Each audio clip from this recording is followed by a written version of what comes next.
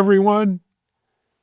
NVIDIA has ambitions to rule the world. Will they? You're watching Techstrong, gang.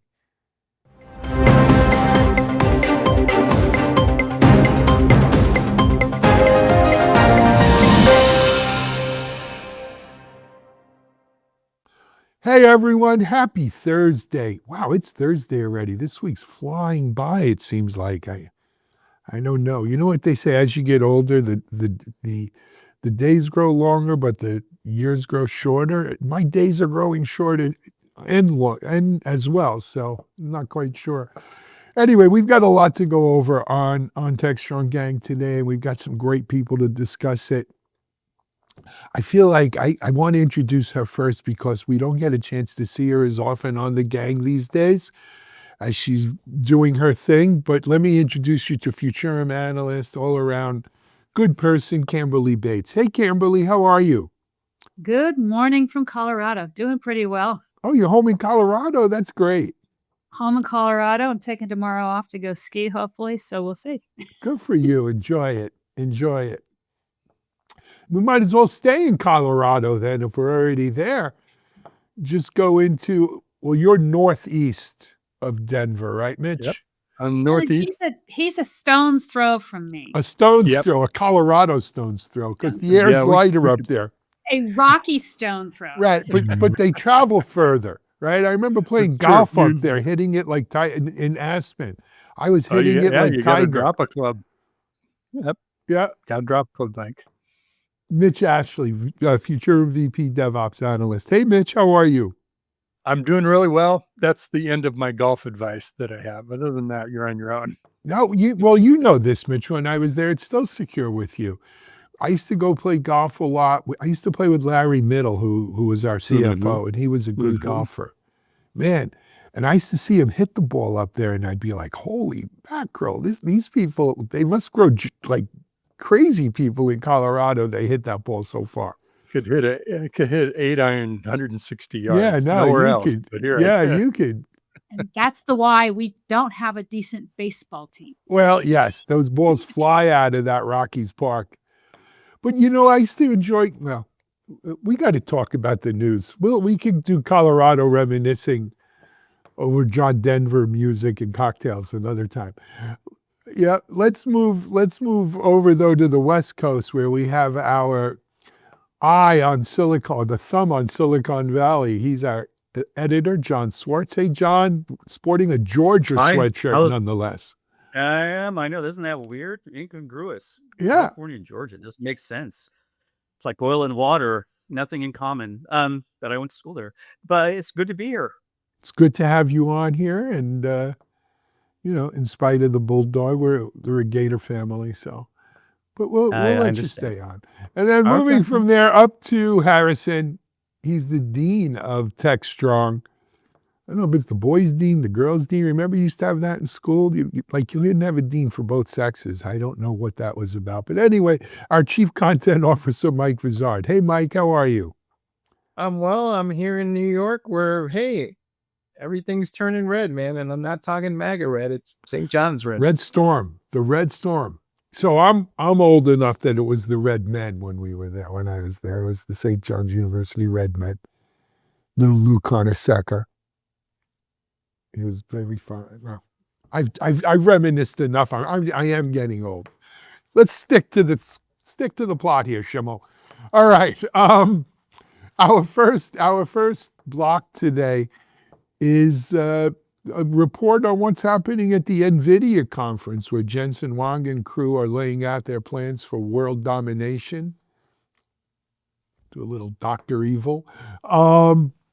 Mike, what's going on?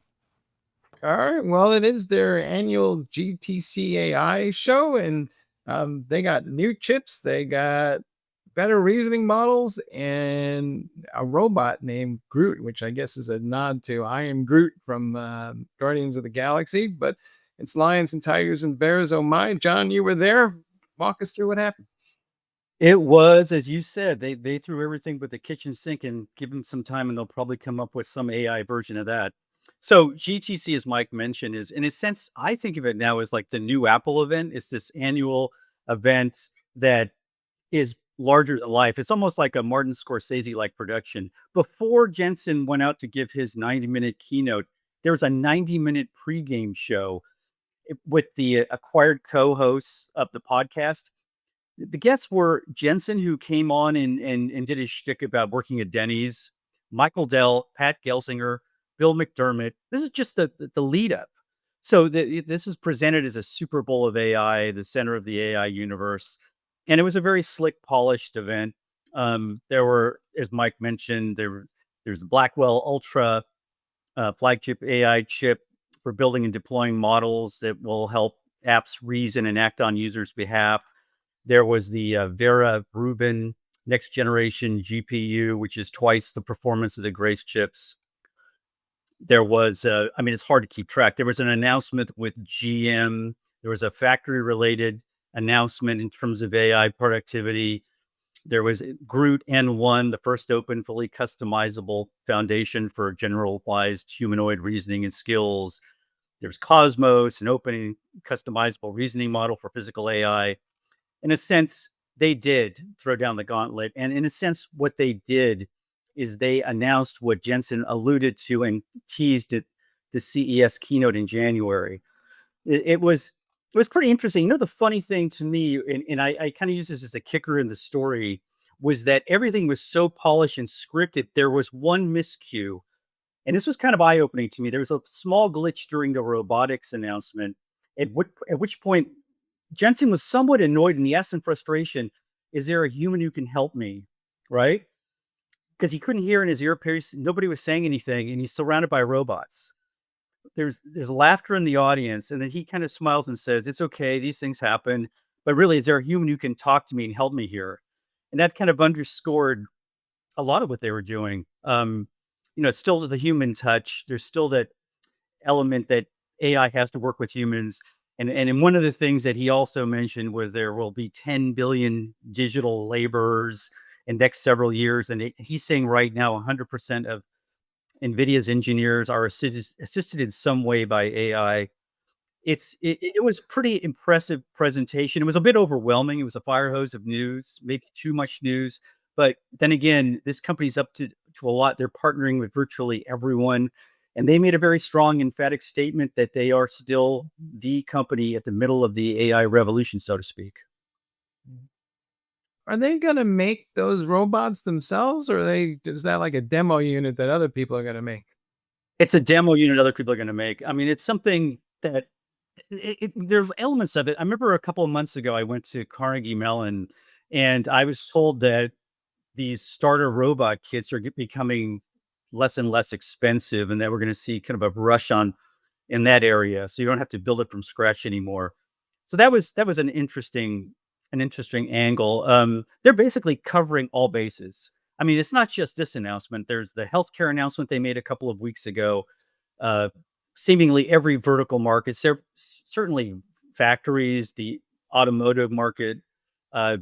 It's pretty incredible the tentacles that they have and the partnerships they've struck with virtually every big name company. You know, I sat through the hour, was it 2.5 hours or something like that? It went over. Oh my God, it was. Yeah. And then I came away from it and understanding that we were going to be talking about this morning. And I was trying to figure out rank order. What was really important? What was the most important announcement they made?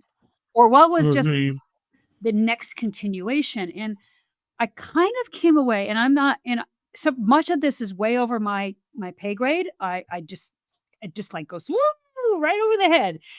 And I'm trying to, kind of parse it out. But I'm thinking what he talked about from the CUDA libraries, me stood out as the one that most advances, as also creates the biggest moat around his company. Because that is where, and from an NVIDIA chip situation, yeah, Intel and AMD and the other guys can develop it. But it's that software that they've got that's enabling this development thing to me that said, okay, as long as you stay on that edge, this is what you've done. You nailed You know it, what? Camberly. You nailed it. That's exactly their competitive advantage. So you got the the big thing out of it. Another just sort of side of this, you're talking about, John, it being such the next kind of new Apple event, right? And NVIDIA being at the top of the pyramid for AI hardware. I also got to believe it's maybe not the main motivator of how they're doing this, but you also got to believe they've got to rebuild their image in the market after losing so much value in their stock. I mean, that one day is not going to put them back at 140 a share, but they've got to rebuild that momentum back up. It's just not automatically going to swing back there because it's such a competitive market. So the more they can define the future, the higher value people are going to see, both wanting to work with NVIDIA, use their software. To Camberly's extremely insightful point there, I'm just giving you props, Camberly. And It's that Colorado thing. we got to stick together as Colorado folks. Anyway, that was my point. I think there's a financial motive to both how this is done and what they're also driving to bring that share price back up. Daniel was on Daniel Newman. Daniel Newman was on one of the Fox Business, CNBC or something yesterday, I think he's on vacation, and he came on just to talk about the NVIDIA piece of it. And, what they're probing about was what they're talking about is, how big is this? Does this change the ticker number? Does this change where, their standpoint is from the stock price? And it's like, I don't think it does, because I think they've been whatever. But anyway, we don't get Camberly, it's funny you mentioned your point about the moat was in the pregame show. There was an analyst on who's very well respected by NVIDIA. That's why they put him on this show. And he was with Michael Dell, and that's exactly what they talked about. Software was the moats. And also, Mitch, you're spot on. In a sense, what Apple would do was they would make a ton of announcements. They're all pretty much incremental announcements. Then they would have maybe one big announcement. They don't do that as often. That's kind of what NVIDIA was doing. They're reasserting themselves.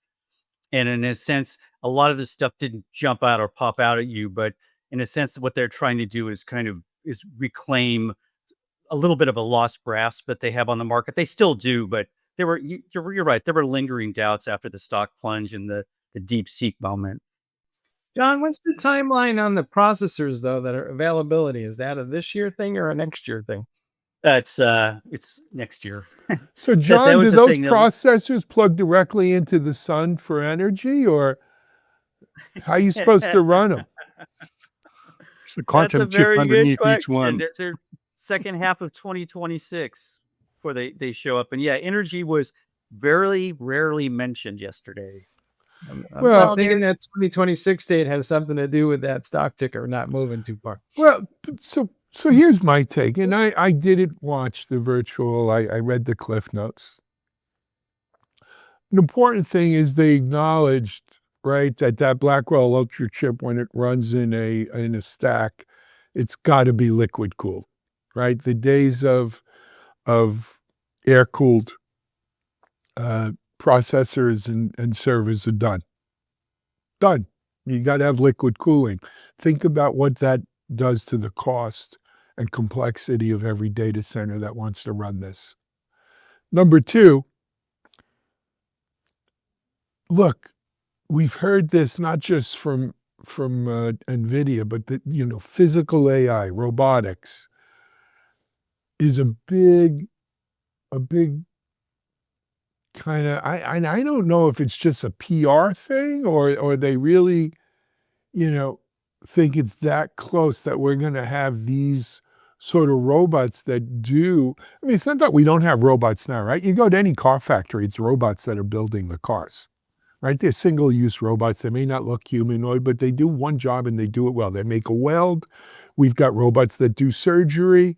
That's very delicate, right? So we already have some very advanced robotics. Putting AI into them, what does that give us? Well, it gives us the ability for them to act autonomously. Okay. Right? Is that going to, how big is that going to be? Well, until we actually have, Rosie the robot, like on the Jetsons or something, I'm not quite sure. But Camberly, you're 100% correct. We discussed this, I think it was on yesterday or the day before. Everybody and their mother's making chips today.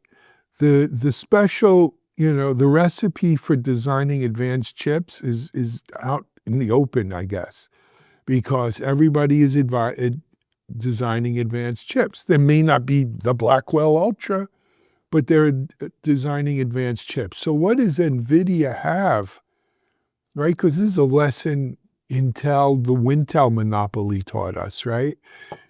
Got to have the software. If you control the software that only runs on your chips, well, then you've built that moat around your chip, around your castle, which is your chip. And so I think that's the real thing there. And though they mentioned it a lot in several different ways about the NVIDIA, software and SDCs and stuff like that, that's going to be the true test of how long NVIDIA retains this preeminence in the market. Now, So you're saying software is the spice, Alan? You the controls spice must flow. I think he's saying CUDA is a set of golden handcuffs. That's what he's saying. Well, it's a lock-in. And when people realize it, they may or may not want to do it. In terms of the stock price, look, yeah, the DeepSeek stuff had its momentary blip. The bigger issue is the hype around NVIDIA is so high. And this happens with these kinds of stocks around earnings, right? It leads up to Right. earnings, and then no matter how good the earnings are, and they had a solid earnings, it takes a hit. And then you have macro conditions on top of that. Are we going to be able to build these chips in the US? Are we going to pay a 25 to 50% tariff on them? Is Taiwan going to be in existence anymore by the time these chips are done? Where are these chips coming from? Who are we going to be able to trade them with? Where are they going to be able to run? How many are going to go to Singapore and backdoor their way into China? There's so much uncertainty and chaos in the world today. How can you go make a bet? How could you go pay 45 times revenue for a security company for $32 billion?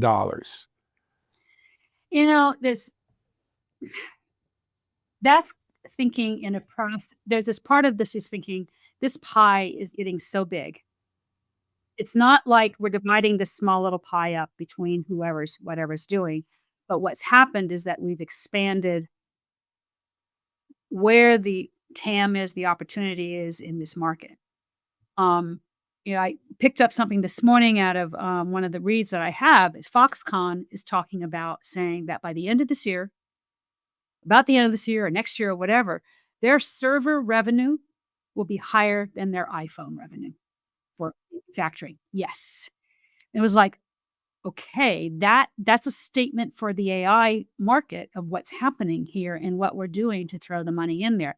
So then the question comes, is that I had this discussion yesterday with somebody, is what, in order to do all this, we have to be able to see an ROI for these implementations. And are they there? So to me, that's the big lens to look at, saying, is this going to continue? Is that, do the businesses, the governments, the institutions find the ROI, and are they able to deploy these applications there? And I think the answer is yes. We discussed yesterday is one of the analysts was saying the AI is in the trial of disillusionment or whatever. Yes, AI is helping engineers. AI is helping marketing people. AI is helping salespeople. Is AI replacing people? And I don't know if today it's replacing people, right? What job is it replacing?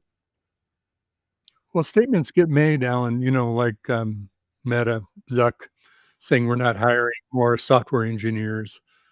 I think one of the things that contributes to the overinflated expectations around AI is statements like everybody in the company now is using AI. Okay, but what does that mean, right?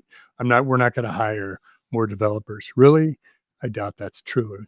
Usually that's maybe generally the direction, but often it doesn't pan out that way. So, and AI could solve this problem in 30 seconds versus, 3 weeks that it normally takes. Well, that all depends on the conditions that those happen in. So I think we're so interested in trying to validate the ROI or the benefits of AI without doing a real ROI analysis, that those statements just kind of are meaningless to me. It's maybe true, but what? So everybody has Copilot, Microsoft Copilot. What? That's nice. What difference is it making? What's the impact of the benefit of it? Those kind of things. Yeah, that's right. I mean, they start. It's Zuckerberg and even Jensen plays into this all the time. So does Benioff. They oversell this concept. I mean, even when we go back to the physical AI concept that NVIDIA threw out in January, it's almost kind of conflating with agentic AI. I mean, they're kind of getting ahead of themselves, but I think they're just trying to stake their name to that phrase. It's all kind of marketing BS. And in a sense, in the real world, it's very incremental use or minimal savings of time so far. I mean, practically most companies. To that point, though, you have the Wall Street Journal and the Washington Post echoing those comments in various contributed articles that have published in either 2 days ago or 3 days ago. But Camberly, I wanted to ask you a question, and maybe I'm wrong about this, but as far as I can tell, the utilization rates on these GPUs are horrible. So can we get better at increasing the utilization rate so we don't need as many of them? Maybe we should create the Department of AI Efficiency. What do you think? Have no idea. I am not necessarily. I have heard that the GPU utilization rates are much lower. We don't run them at 100%. That is for sure. I don't think we run them at. I've heard numbers like 60% or 50%, but that is like what we run our servers at, right? We don't run them beyond that. No, but I've seen numbers as low as 10%. Mm-hmm. Me too. I heard something. I don't know about this, but I heard something that in these models and in the training, you line up how many GPUs are going to work on that.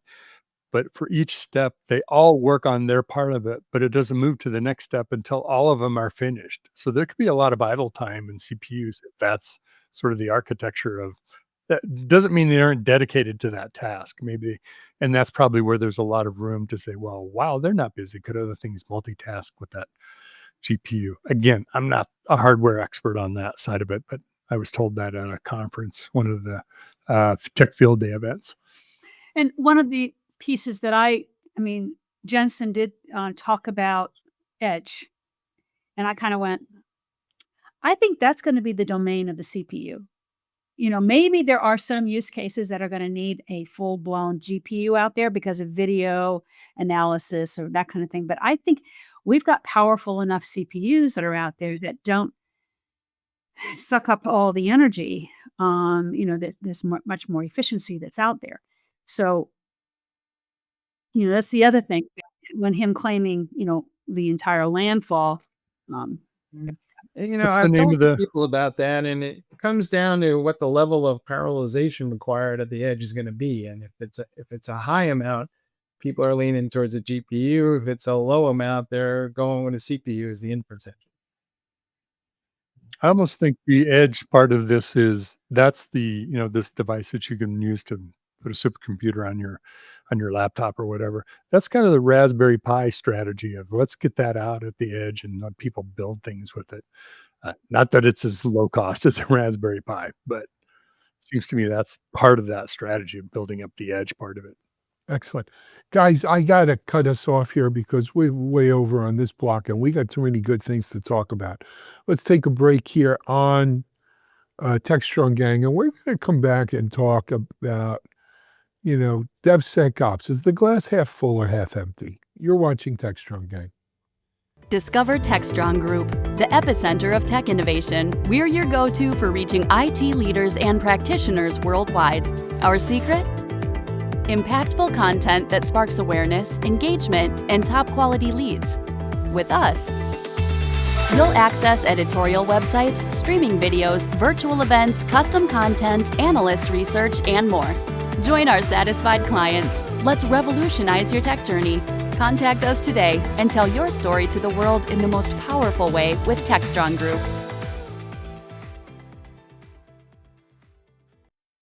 Hey, folks, we're back and we're talking about, well, DevSecOps, which, of course, is one of our favorite topics on the gang. But it seems like there's been just a wave of attacks against software supply chains, a lot of it revolving around GitHub. And some folks are writing opinion articles that suggest that at least, well, our first wave of attempts at DevSecOps might have failed.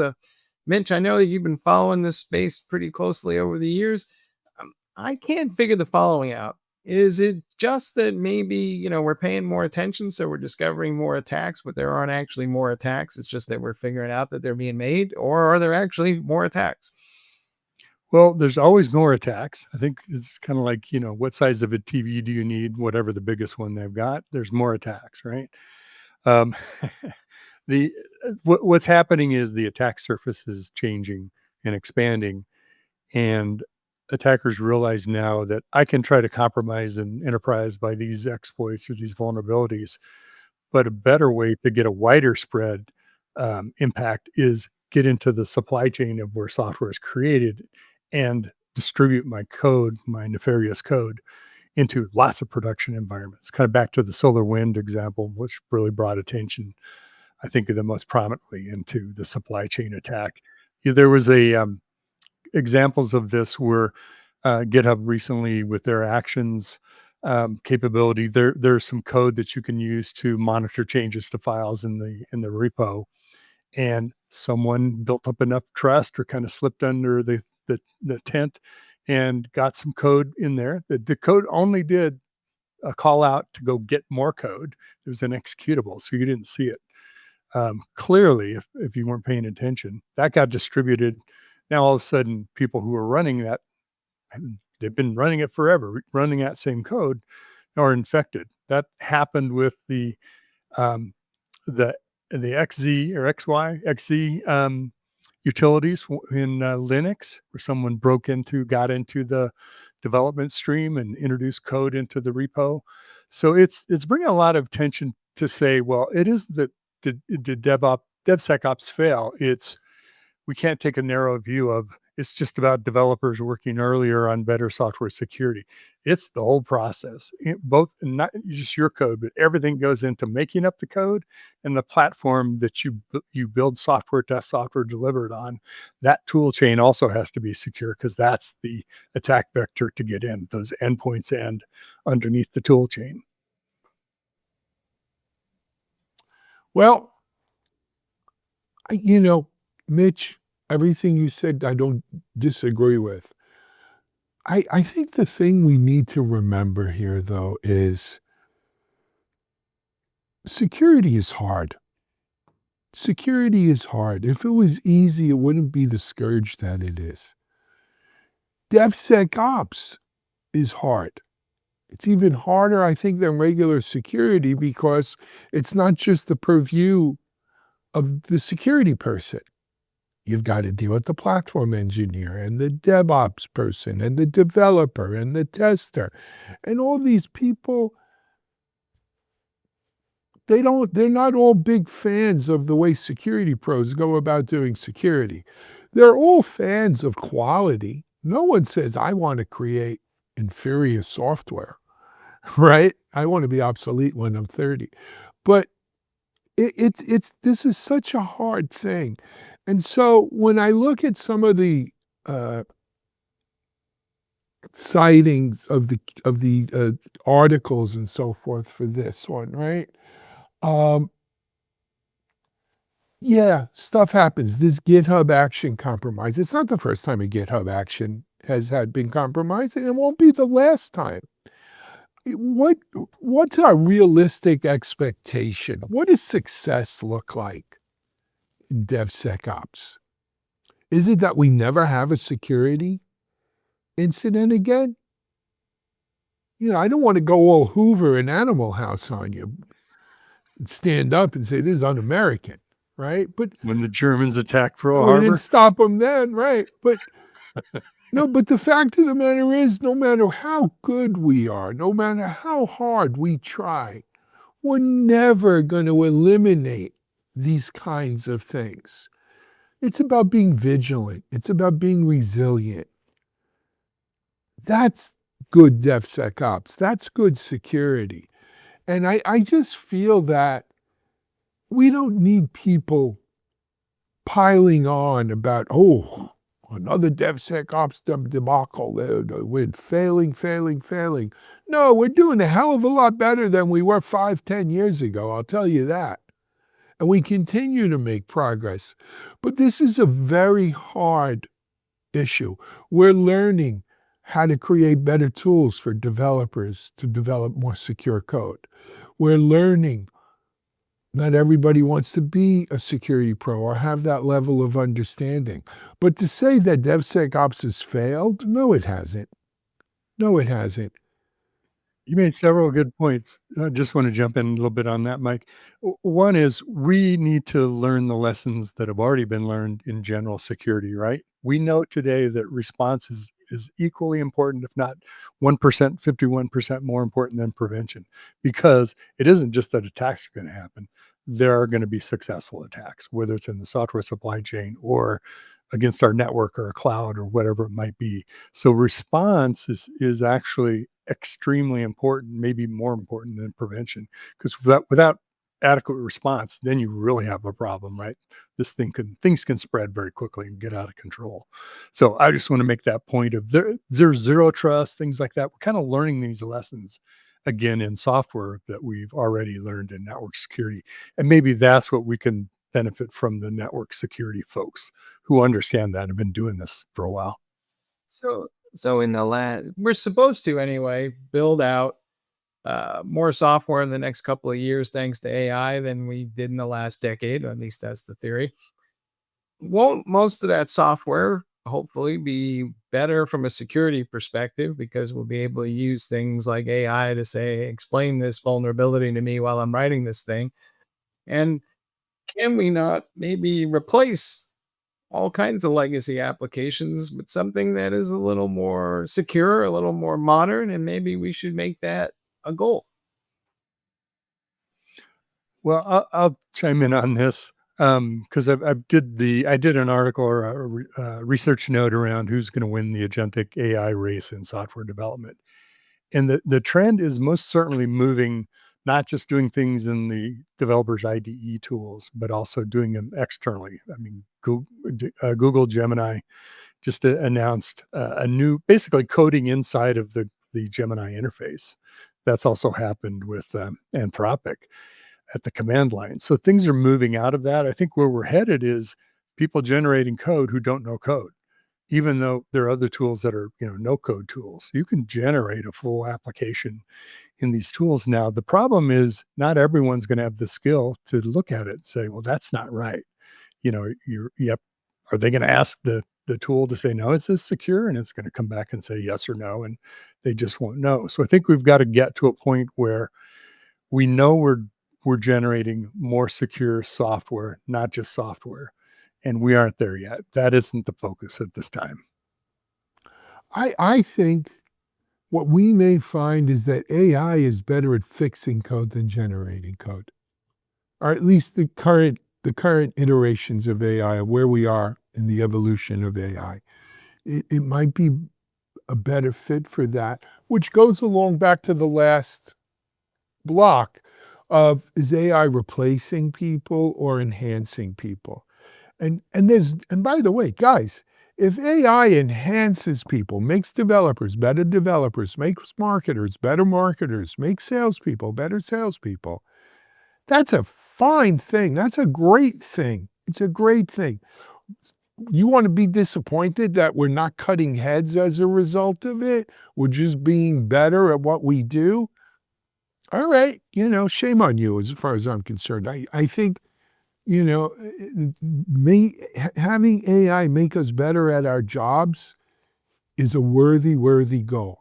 Having AI eliminate jobs, you want that, if that's what you want. I don't know if we're there yet. I think the AI, well, that takes us to a different topic, which is saying that AI is helping us build more critical thinking, will help us with critical thinking skills if we deploy them, which goes back to the DevOps, what you were saying, Mitch, about what we're doing now, what you're asking the DevOps people to do, that you have these senior people that can perceive the code, can understand what's doing well. And those skills, our skills will start to change in terms of what they're doing for the day-to-day job.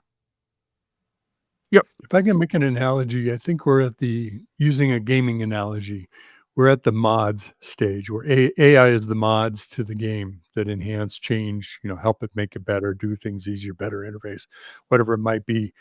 And at the same time, we're working on, well, what do the next generation of games look like? What's the next Fortnite look like? That's like a new format, new form of gaming, which is how do I agentically create software and not have to worry about code. But right now it's really in the mod stage, I think in a big way, in a very helpful way. And that's appropriate because we're learning a lot. And that way we all can sort of mod software development the way we want or whatever role that we're doing. Love it. DevSecOps folks, keep doing what you're doing, right? We're making a difference. Don't believe the hype. We're going to take a break here on Techstrong. We're going to come back to our C block today, which is a look inside from Citigroup. You're watching Techstrong, gang.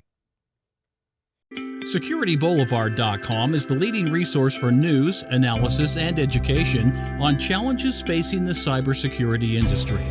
SecurityBoulevard.com covers all aspects of cybersecurity, including data security, DevSecOps, cloud security, application security, network security, security threats, and more. SecurityBoulevard.com has the largest selection of security content, featuring breaking news, blog posts, podcasts, and more. Visit www.securityboulevard.com to learn more. SecurityBoulevard.com, home of Security Bloggers Network. Hey folks, we're back, and yes, as Alan alluded to, we're going to be talking about an announcement that Citigroup made where they said that they're going to move more and more of the work that they do in IT to an internal team, and they're going to start eliminating more and more contractors. Now, if you've been around IT for a while, you can walk into organizations and there's more contractors than there are employees. So, if this becomes a significant trend over time, it will change the employment algorithm, I guess, or equation for a lot of IT professionals. So, Camberly, do you think that this is going to be a major shift in general, or is it just unique to Citigroup and the banking industry? Actually, I have no clue. And I read this piece and I'm like going, okay, what does this really mean? I mean, especially since we've got all the noise coming out of Washington, D.C. and all that kind of stuff that's going on with Doge. But so there's two pieces that came out of that article. One is reducing contractors and going internal. And that to me is something that companies do all the time. They go this way, they go that way, they go this way, they go that way, in a way to improve something. And the second piece of the article was why? What are they doing? And they've been fined. They've had some data governance issues and controls issues, and they're having to bring it in. Okay, so what is that all about? Well, I kind of did some digging on it. And what I'm understanding, because it's saying data management, of course, my antennas are out there. What some of the issues are with Citicorp or Citigroup is they've been buying so many companies. And they have a mishmash of data and silos. And their ability to report to the federal government in a way that the federal government has confidence in their regulatory reporting evidently is what's getting them in trouble. So if you go back down to the underneath part of what their problem is that they have silos of systems out there. I mean, I read one of the articles I read, you're talking about 40 or 70 different systems, computer environments that don't talk to each other. And they were also talking about some of the problems they were having in terms of doing work that they have. So one of the examples they gave on wealth management people is saying that it takes them, a week to set up that system for a new person in wealth management, whereas their competition can do this in a day and a half or 2 days. Okay, so when you look at that, you kind of go, okay, is bringing in your staff into your own staff going to improve this problem that they have for data governance? I have no clue because I really don't understand what their problem is, other than they're saying we have a problem with people being external. It's interesting that you mentioned that, Camberly. So Citigroup had been fined with $136 million for not making enough progress on these quote unquote long-standing data management issues. And in a sense, it's probably something that other companies are going to be concerned about.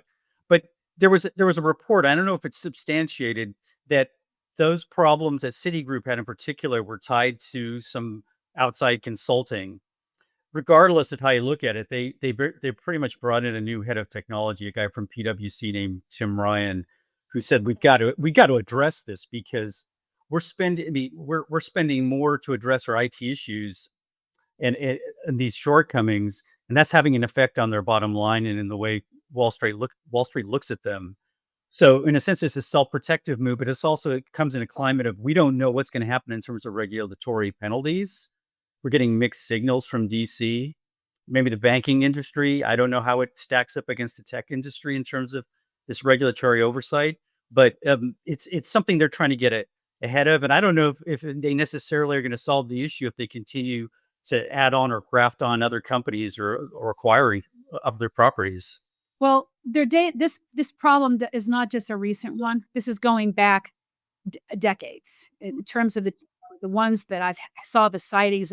Here's where they've been cited multiple times. They've been cited on tours. So when they're saying they're dragging their feet or not getting this done, somewhere along the line there's a management problem. So the fact that they've changed over the management's got to come in and say, okay, so what is the the base problem here?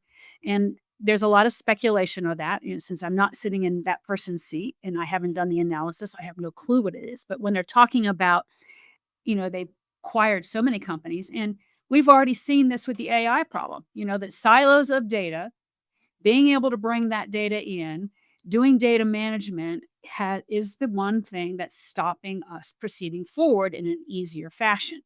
Now, one of the things that was said, could AI help them fix their data management and regulation problems? And I think it could. If they want to take all that data and dump it into a vector database of some sort, spend that money, drop it in, create this entire thing, and then say, okay, so give the report, what does the federal government need? The problem with that is I need to show the logic about how I got there as well. I need to prove what that data is all calling me about. And that's what the regulators are asking for. It's like, I need that transparency. It's reporting back to me that is accurate. Does anybody find it ironic that the person leading the charge to get rid of the contractors used to work for one of the largest contractors in the world? And does anybody think that maybe he knows something about contractors and how maybe inherently He knows all the flaws. He knows all the flaws, right? They brought somebody in to troubleshoot who knows all the problems, right? Well, I go back to Alan was talking about security is hard, data is hard in a large organization. I mean, we're talking about behemoth-sized organizations. And to your point, Camberly, about all the acquisitions, it isn't just data; it's data in motion that's changing, and also they have generations of data, right? They have systems that those databases are still running on something designed 15, 20 years ago, and things that are brand new, and you can put them into data lakes and different tools to try to get that. I don't know if this is true in this case, but my experience with audits and regulations is it's sort of a layered onion, right? You provide data, then there's more questions. Then you got to go back and find out how to get that data. Then you've got to respond to the next layer of it until answers are satisfied. And when you can't give them reasonable answers or don't know how to give them those answers, okay, is that a problem?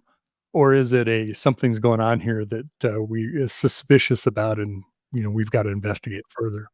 Salesforce just had this developers conference, TDX, and one of the things that cropped up, and I don't know if this is related, but this whole issue of data readiness, and there were a lot of unhappy customers of Salesforce. And I heard this through somebody who works for Salesforce as a consultant, who said that a lot of these projects involving AI in particular, the data's not ready. There's a lot of teeth gnashing over this, and that adoption of things like agentic AI are not going to happen until probably even as late as early next year, not this year, as a result. So, I mean, it's just part of this kind of whole equation of weighing cost and benefit, and then fines you have to pay. Well, and there's also just the meaning of what the data is, meaning what is an account? An account in one system may mean one thing and very different in another system. So you've got the semantics of the data, and how do you transform or bridge those gaps? Because those are apps that were built by another company at another time, maybe even internally, just generations of different products. What Salesforce calls an account is not what our accounting system calls an account, right? And that's just one tiny of, literally thousands and thousands of data elements. So that transformation, that sort of mental math that you have to do to bring it together to be able to answer questions can be daunting for a large organization. And that's part of it. The other piece to that, the data readiness, John, to your point, is governance issues. So if I'm going to train or do anything with training and analysis, I have to make sure the privacy information is protected. And so that means I'm going to be masking some of that data. And I need to make sure that as it goes through that pipeline, that masking all the way goes through. So that's another piece of it that, when I get to another end, it doesn't reveal itself for one reason or another. So that's part of the other data readiness that we have in terms of the being able to train AI. And you're absolutely right. That is we've had these master data management capabilities for years on data warehouses. And you have these data managers that's what they do. That skill base is a unique skill. And it takes, I had a friend of mine that was CIO for the state of Colorado, and this is like 10 years ago. And what she was trying to do at the time, they were trying to bring in data from all the different divisions to be able to analyze information. One of the pieces is matching police record information of juveniles with school information to be able to track and see, is there a trending here information. To do that, though, I have two incredibly different organizations that I need to bring the data together and the privacy. That's tough Yeah. to do. Guys, I think this another aspect, and Camberly, you hit it right off in the beginning of this, and that's the pendulum that swings between insourcing and outsourcing. And there's something else tied in here. It's remote work versus work in an office. Right? We're not talking about a couple people. We're talking about right now, 50% of the people working on IT at Citi. I don't think they're called Citigroup anymore. I thought they were just Citi now. But 50% of the people at Citi working on IT are contractors.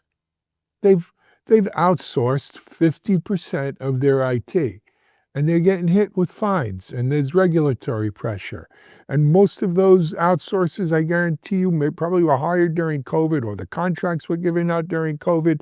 They're remote workers, and they don't feel like they've got control over things. They want to bring it in-house. They want to bring people back to the offices, to the data center, where we can control these things. And it also may be that given today's it was much harder to hire people, IT people 3 years ago. Today, we got a lot of unemployed IT people. We could hire them maybe cheaper than we were. Maybe it'll be cheaper now to keep them in-house versus doing contractors. It's an excellent point, Alan. Yes. I think that plays into this, man. It has to. I think if you're paying contractors based on outcomes, you'll generally have a better experience. If you're paying them on time and labor, you're going to have a bad experience. There's smarter people than me who do this stuff, so I'll leave it to them. Anyway, speaking of smarter people than me, thank you all for showing up today. I appreciate it. Camberly, it's always great to have you on. Anytime we can get you, you're welcome here on The Gang. Jon, Mitch, Mike, thank you. Thank you out there for watching. I think we have day 2 of a Tech Field Day on Techstrong TV today, as well as some more of our SUSECon coverage from last week, and a whole bunch of other great stuff on Tech Field Day, so stay tuned for that. I wanted to also give a plug. I don't know if we've had a chance. Mitchell, I know you guys did a research note on the Google Wiz deal that we spoke about yesterday. It's up on the Futurum research site, you and Fernando and Krista. Yes, we did. Yeah, kind of looking at all dimensions and where that might head, and everything from will it pass regulatory, muster, and is this a multi-cloud deal? Is this more than that? What is the purpose? Is it so Go can take on Cisco to try to vie for the big gorilla in the security market? So some really good thought, and then really kind of bringing all the heads together and put into a research note. So thanks for mentioning that. You're welcome. Also wanted to mention, for those of you who have never heard of Futurum Intelligence, no, it's not an oxymoron. It's actually a really great portal of information that our friends at Futurum have been building, and they just released an update to the DevOps information in the portal that, again, Mitchell was an integral piece of. This will be the topic on Monday's show. So stay tuned. Absolutely. We're going to talk about it Monday. If you want a sneak peek, though, go check out Futurum Intelligence. With that, we're going to wrap up today's Techstrong Gang. Thanks for joining us. Stay tuned for Techstrong TV. Have a great day, everyone. We're out.